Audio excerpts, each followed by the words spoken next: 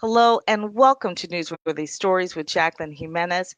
We're looking at the world of philanthropy at work as the Community Foundation of Broward was able to bring together a room full of philanthropists to hear about the state of the arts in Broward County. The Community Foundation of Broward stirring up conversations about the state of the arts in Broward County. This room was filled with philanthropists looking to hear where the community is supporting the arts, what's needed most, and what's ahead. It's all part of the Community Foundation's Private Foundation Roundtable. Happy to have everyone here today. The purpose of our Private Foundation Roundtable is a chance for private family foundations that are based here in Broward to meet with some community leaders on a specific topic and learn about it so that this can enhance their grant making right here in Broward County. And today's topic is art and culture, so it should be a really good one. On the panel, a diverse group of organizations who, through donations from philanthropists, grants, and government funding, support art projects in Broward County. Their job today to share what's working and shed light on areas of concern. I actually know all of the panelists, so I can promise very comfortably that you will have a lot of good information shared, and it will also be entertaining. Looking at being able to attract state and federal funding, where do we see our community having some success, and where do you see other communities maybe having more success that is an opportunity for us to grow in that area? The county governments have been pretty consistent in their support of the arts. Now, when you start talking about state and federal funding of the arts, it's really important to understand how that funding comes to our communities. The amount of state funding that comes to Broward is generally a function of what arts organizations apply to the state, right? And so on one hand, if our arts organizations are applying to the state, then obviously the state can't fund what's not here.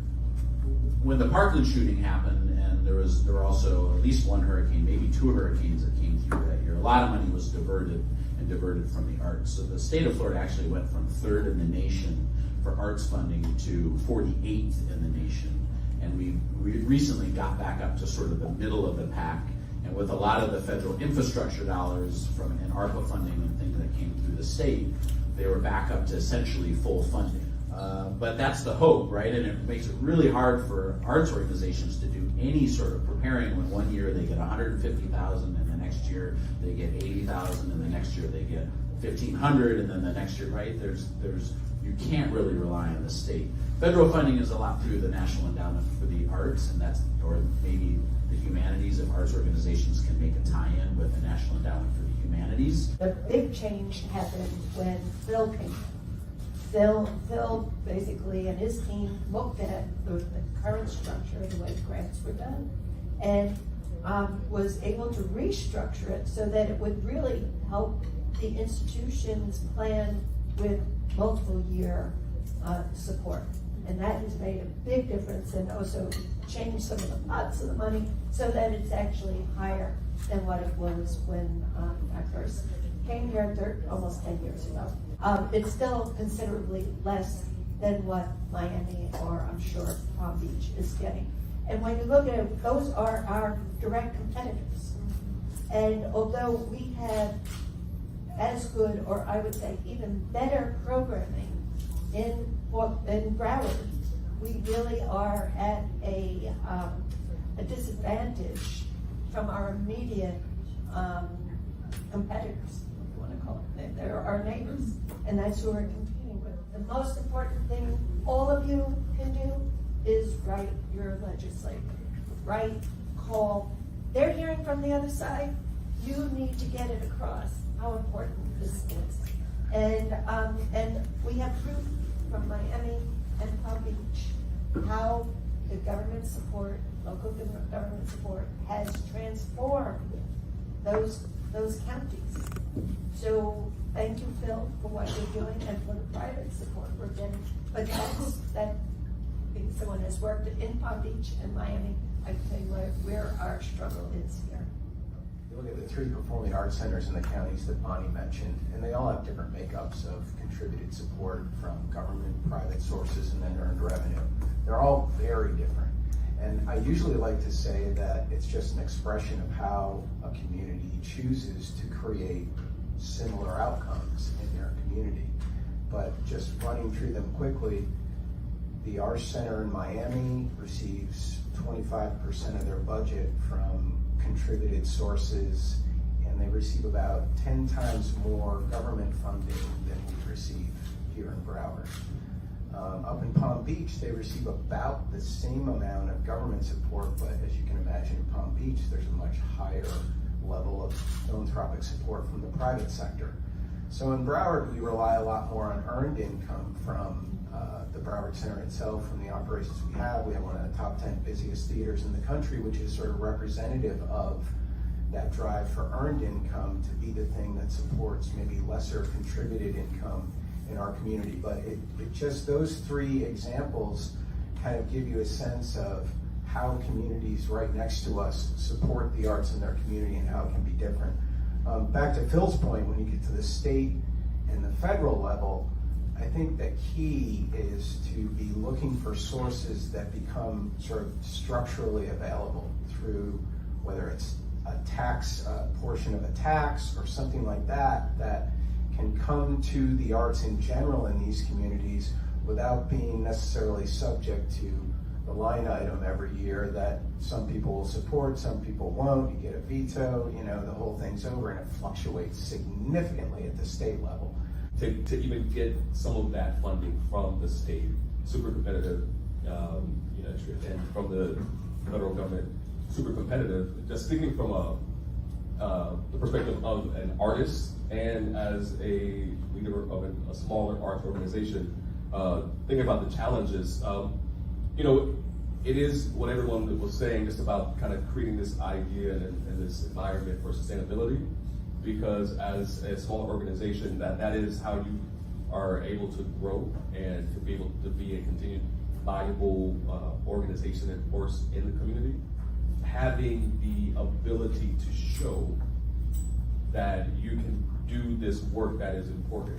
I was also thinking about some of the local cities have added cultural officers and are building city budgets with some funds for the arts. And I think while that's existed nationally, that's kind of new for Broward County. Okay, so if we take the same concept, local, state, federal, but we talk about private funding, philanthropic funding, corporate sponsorships, other grant-making organizations, where do you see that we've had success, and where are you seeing other communities have more success that we need to study more, emulate? Start. You can start. Well, did you see him grab that microphone? So on the corporate side, so we have two aspects for Funding Arts Broward. We are certainly reliable on family foundations, the Peck Foundation, the Ingham Foundation, very generous and supportive of what we do at FAB. We did start a couple of years ago a corporate membership level, because at a corporate membership level for our organization, the dollar amounts are more in terms of individuals. So for us, we were very ambitious, looking at all the different categories of businesses here. But what we found is it was difficult because we don't find big corporate presence here in Broward, and for a leading corporation to really come in for funding. The banks have been very generous. We've had PNC Bank. Northern Trust has been a terrific partner for us for a number of years. But we find it difficult to keep corporate partners involved with the arts. And I do think because we lack kind of depth in terms of corporations that have that kind of dollars to spend. They could be subsidiaries or they could be branches of major corporations. So that's our challenge at Funding Arts Broward. One of the things that has happened, it used to be the CEO would say, yeah, I want to be supportive of that, and then money would come. Which goes through the marketing or a community outreach department, and it has become much more transactional. So in many cases, it doesn't count as a contribution anymore because there's a transactional response. One of the major problems for all South Florida arts organizations is the lack of endowments. They're all relatively young organizations. So what that means is that we're all left to the raising operating expenses, program expenses, and endowment at the same time, which means we as the administrators are basically starting from zero every year for operating. One way of getting around that was to get multi-year support. We also just started our own endowed fund for the arts here at the Community Foundation 2 years ago, so it's a journey and it's an uphill battle, but Right. definitely I do agree with Bonnie, there's so much more support in Miami and we need to get our piece of the pie here in Broward. I guess, I'm up here in the sense to advocate for the little guy in the experience.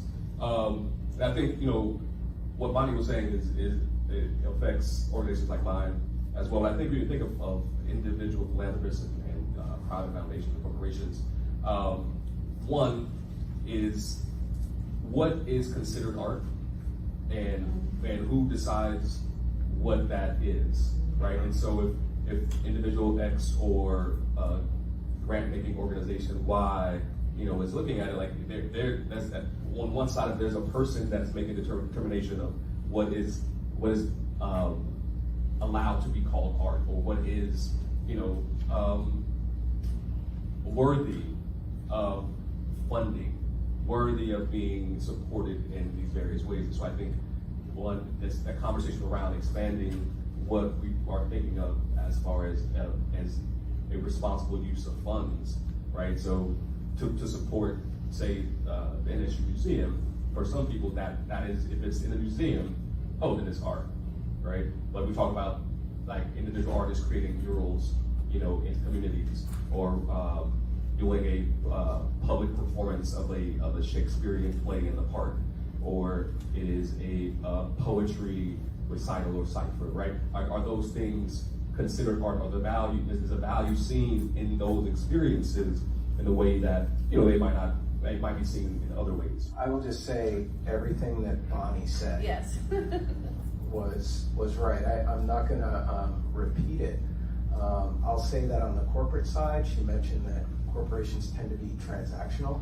I'll take that a step further and say they're looking for measurables that affect them tangibly on the marketing side of the equation. They're looking for on-site activation. They want to take over our entire space and make it theirs, which makes it really difficult to look at the money they're offering for that support versus what we're going to have to give up in terms of brand, time, energy to get them to come back and do it again. So that's becoming increasingly difficult, and even when they have a philanthropic side to their organization, that is often getting a great deal of influence from the business side of the equation. So it's all really kind of one package that we try to create interesting opportunities for them, and we've had a lot of success, but there's a lot that comes with it. Okay, let's switch gears a little bit because we've touched on COVID a little bit. And so I was thinking about the challenge of growing your audiences and especially cultivating audiences through our youth.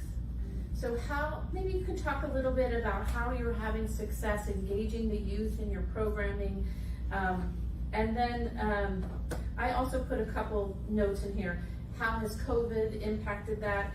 Working with the school district. This also sparks in me the discussion Brent brought up about mental health. So I guess here, let's talk about the youth, your programming, and then maybe any other topic that sort of ties with youth. Who wants to go first? Terry. So we're, what we do is a lot of art education. We do some of it in schools where we have teaching artists have residencies in schools. A lot of that is through my relationships. I'm a former educator, and so a lot of that is through my relationships with certain schools and principals and teachers. Going directly through the district, is not the easiest avenue to get things done. So sometimes having someone there, and what we've seen is, like you mentioned, COVID. There's this huge educational gap that occurred during COVID, and we see it. the idea of just having a young person try to write a poem and being in the 4th grade and not be able to spell simple words. So yesterday we just did a Seas show. So Seas is a program between Broward Schools and the Broward Center. And so we had a theatrical production at the Broward Center yesterday for over 800 students. And what was interesting there were the conversations that were happening after the play. So like the kids were super engaged. They was asking questions. They wanted to come up and talk to the actors, you know, and talk to one of the teachers. She was saying like, yeah, because this is for a lot of them the first time they've been out in public like this in a long time, having that interaction, but also like to be able to sit. Many of them hadn't sat in a theater before. Some of them this is the first time sitting in the theater or for the first time in multiple years. And I was emailing actually with the teacher this morning, and she was just thanking me for the conversations that they were having with students on the way back to school, and how, you know, the students were inspired. The students, you know, were having conversations around some of the things that they witnessed in the play, and how, you know, they were able to relate to those things, and they felt seen, and they felt heard in the conversation that they were seeing in the plays. The program that Darius was describing, that Art Prevails participated in, provided a performance for students, part of our Seas program at the Broward Center, 30-year partnership with Broward County Public Schools. And one of the reasons it works is because the school system was bought into the Arts Center from the very beginning.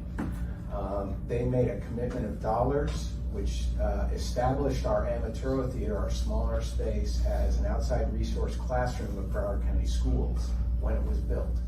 And so over the years, we've been building out arts-based programs for the schools based on their needs. We reach over 100,000 students a year through these programs, working with artists like Darius and his team to create programs that are tied to curriculum.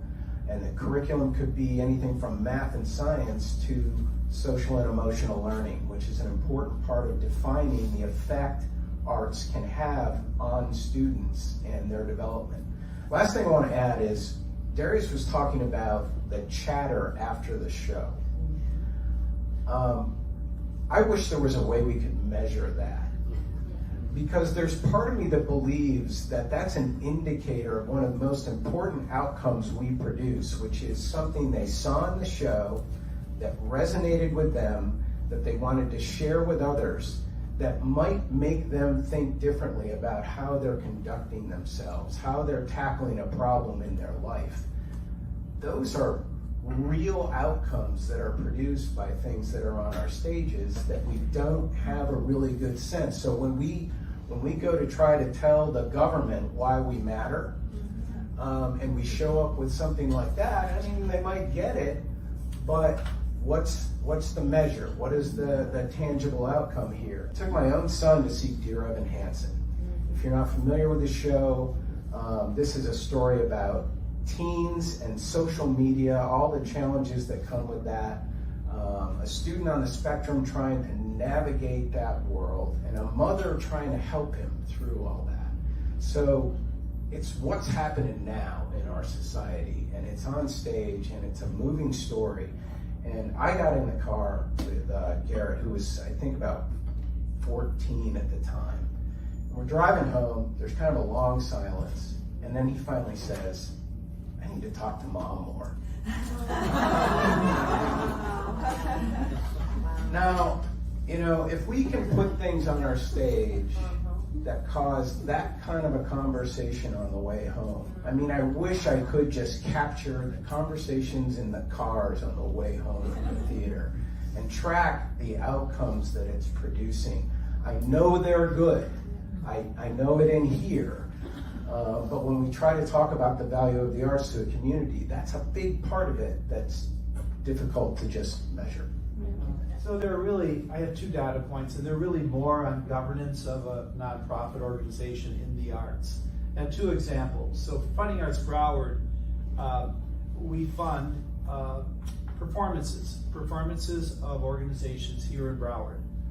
Any kind of music, dance, theater, that was our history, and continues to be that. We introduced art education for children 2 years ago, and that has become so successful, and we're doubling that because what we find is so important at a young age to be exposed to art, so that who knows where they'll wind up. I think similar to what Bonnie was talking about.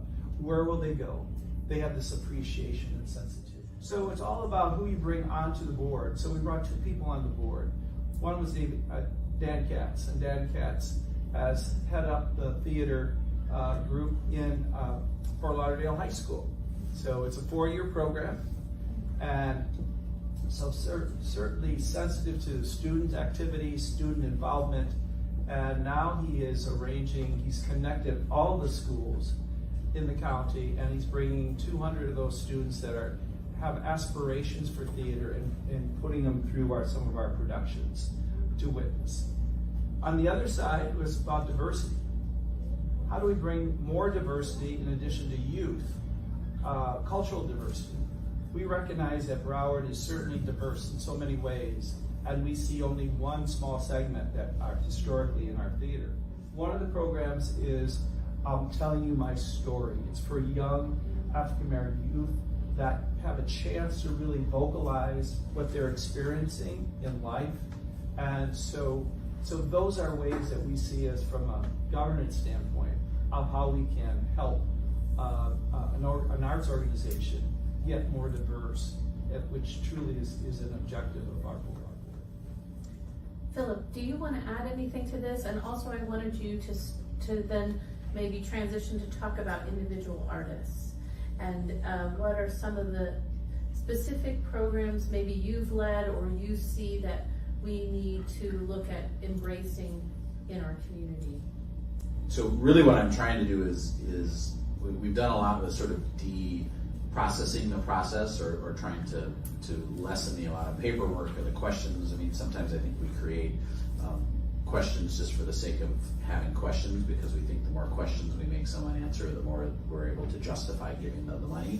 And if we have 21 questions instead of 20 questions, then yes, now we know, kind of to Darius's point, that it's a good use of funds and we can justify it. So, you know, I also at the same time have auditors to deal with and am accountable to the public, so I can't just throw money out the door without some kind of process and accountability to be able to say, this is what they said they were going to do with the money, this is what we approved, and then this is what happened, right? And that's kind of how I'm approaching a lot of revisions in our process, is to say, what is the least amount of paperwork and process we can have in order to get the money out the door the quickest to support the broadest amount of programs and artists. Because I think by growing that, we like to look outside a lot for our identity, but I think our identity and the stories we need to tell are here. We just need to invest in them, and we need to do it in a way that doesn't create more barriers than not. All right, Darius. Yeah, so one, I just want to say that I'm humbled and proud to be a recipient of those programs which Phil is talking about. So thank you for that. Exciting. One of the things that individual artists just need is time. There's missing a point, because maybe I don't have the idea right now, the exact thing that I want to create for you in 3 months. I might not know exactly what this thing is, and so I can't necessarily tell you this is what you're going to get in 3 months. But if I have time, where I don't have to be concerned about, am I going to be able to pay my rent? Am I going to be able to eat? Is my mind and my ability just open for me to try things, to explore, to sit outside, to listen, to read, so that I have some information in order to create and to produce that thing which is going to potentially change people, impact, inspire, increase quality of life, and all these different things. And so as an organization, right, if everything is tied to a program, it becomes difficult to grow, because you're just going to I have to produce this project and this funds go to this project, as opposed to, oh, I'm building and helping build capacity with my staff and be able to do and produce major projects in it. Well, first of all, that was a great panel. Thank you very much. But I wanted to speak to the funders in the room. You know what? A recurring theme here, something I hear over and over again, is we're all interested in the arts. That's why we're here. And artists need unrestricted, recurring funds. But so does everybody else, by the way. So doesn't matter who you're funding, they need unrestricted, recurring funds. And at the Community Foundation, we have the ability to just click on PhilNet and say, I am going to give Business for the Arts X number of dollars for the next however many years. I was going to say, you make very good use of this. I do. I actually click. Their money where her mouth is. Way back earlier when you were talking about the gap between getting the information out there from the smaller organizations to the funders, and other than in this venue, I'm just wondering if you have any ideas about how we could give smaller organizations such as yours a better platform to talk about the benefits and the power of what you do. Convene the rest of your funder buddies, you know, in the spaces and say, hey, we're gonna host a maybe it's like a speed dating kind of opportunity or thing that where you get to know, so we don't have to spend a whole lot of time. You come, I may not know everybody that you know, so you can help facilitate those connections, and then because really talking about it is one thing, but when people are able to see it, that and make that real connection, and they're like, then that's the value. Appreciate so much about your efforts and how you've shared about the diversity and equity, and it's so important, and I've enjoyed being part of some of those performances. And Bonnie, you were speaking about how you're engaging students with exceptional abilities and kind of bringing them in more and tailoring some of your programs. So I would love to hear from you, Bonnie, as well as the rest of the panel. What strategies have you used in your organizations or in some of the funded organizations that you work with in terms of that inclusiveness and helping individuals, adults and children who have differing abilities engage more with the arts? A theater production, we partner with Slow Burn Theater Company and our Amaturo Theater. Take one of the productions they're already doing, and we make adjustments to the production to accommodate the neurodiverse community. So that these are often people on the autism spectrum that have particular sensitivities to flashes of light, loud sounds, those kinds of things that are always part of performances on our stages. How can we adjust the performance so that it's one that they can enjoy with their families? And with funding support, we also found it was really critically important to keep the ticket prices low. Because despite everything we've done to ensure that they might make it through this performance and enjoy the whole thing, there's still a bit of a gamble on the part of that family, right? Because they are not absolutely sure they're going to make it all the way through. So to plop down $60, $70 for a ticket is going to still seem like a significant gamble. We keep all the ticket prices in the 20s, $25. There's less at stake when they come in. We create the right environment, and we've really opened up the world of theater to a whole sector of our community that really didn't feel it was accessible to them before. The Community Foundation can play a really important role in providing a platform and a place for people to learn. So I think for us to be able to elevate the nonprofit community, and today hopefully elevating knowledge around the art community, and also to help our private family foundations and private philanthropists be as impactful and as wise in their investments in the nonprofit and in our philanthropic community. So I see community foundations as being able to play that role and to really be a convener and a source of good information and learning. So I hope today provided that for everybody, and I look forward to the next one and the next one as well.